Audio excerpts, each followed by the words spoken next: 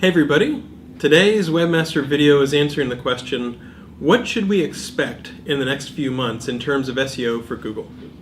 Okay, so first off, we're taping this video in early May of 2013, so I'll give you a little bit of an idea about what to expect as far as what Google is working on in terms of the web spam team.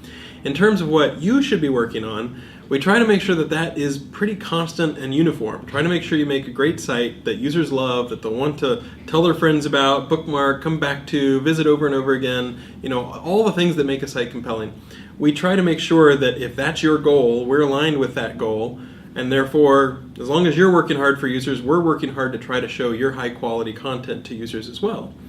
But at the same time, people are always curious about, okay, what should we expect coming down the pipe in terms of what kinds of things Google's working on? One of the reasons that we don't usually talk that much about the kinds of things we're working on is that the plans can change. The timing can change, when we launch things can change. So take this with a grain of salt. This is, as of today, the things that look like they've gotten some approval or that look pretty promising. Okay, with all those kinds of disclaimers, let's talk a little bit about the sort of stuff that we're working on.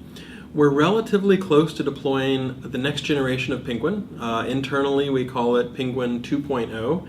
And again, Penguin is a web spam change that's dedicated to try to find black hat web spam and try to target and address that. So this one is a little more comprehensive than Penguin, and so than Penguin 1.0, and we expect it to go a little bit deeper and have a little bit more of an impact than the original version of Penguin. We've also been looking at advertorials, that is sort of native advertising and those sorts of things that violate our quality guidelines.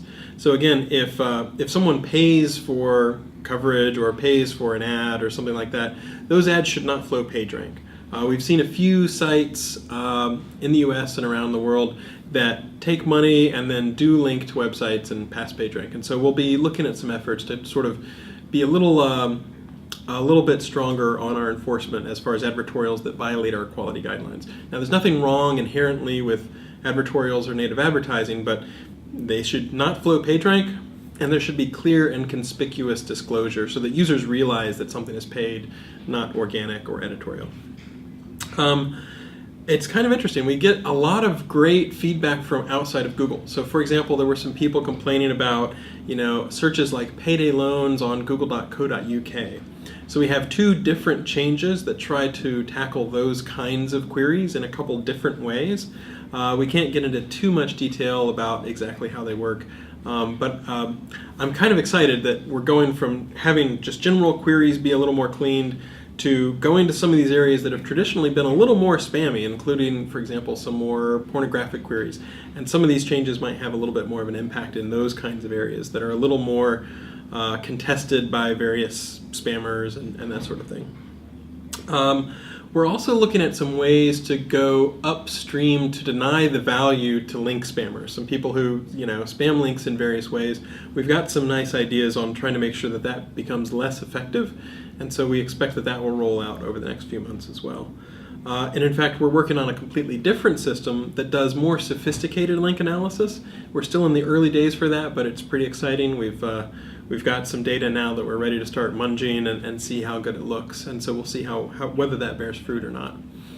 We also continue to work on hacked sites in a couple different ways. Number one, trying to detect them better. We hope in the next few months to roll out a next generation of hacked site detection that is even more comprehensive.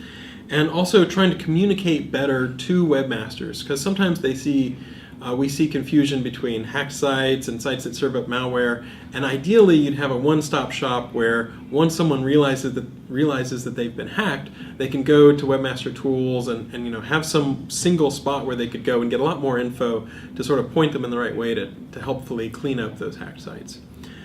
So if you're doing high quality content whenever you're doing SEO, this shouldn't be a big surprise. You shouldn't have to worry about a lot of different changes. If you've been hanging out on a lot of black hat forums and trading, different types of spamming package tips and that sort of stuff, then it might be a more eventful summer for you. But we have also been working on a lot of ways to help regular webmasters. So we're doing a better job of detecting when someone is sort of an authority in a specific space. It could be medical, it could be travel, whatever, and trying to make sure that those rank a little more highly if you're some sort of an authority or a site that according to the algorithms, we think might be a little bit more appropriate for users. We've also been looking at Panda and seeing if we can find some additional signals, and we think we've got some to help refine things for the sites that are kind of in the border zone, in the gray area a little bit. And so if we can soften the effect a little bit for those sites that we believe have got some additional signals of quality, then that will help sites that might have previously been affected to some degree by Panda.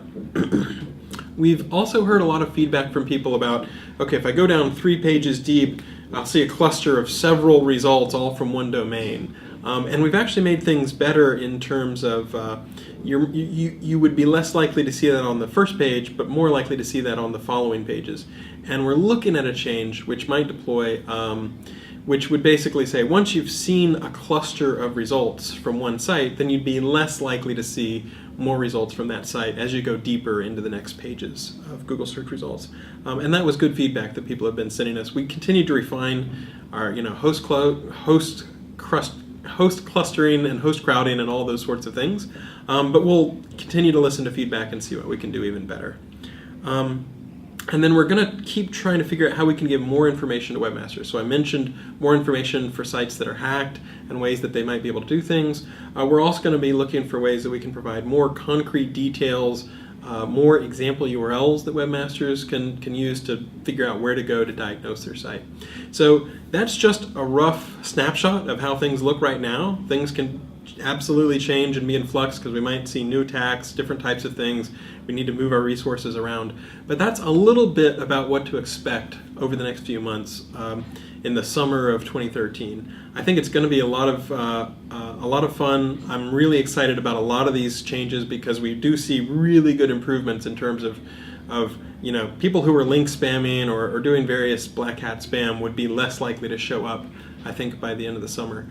And at the same time, we've got a lot of nice changes queued up that hopefully will help small, medium businesses and regular webmasters as well. So that's just a very quick idea about what to expect in terms of SEO for the next few months as far as Google.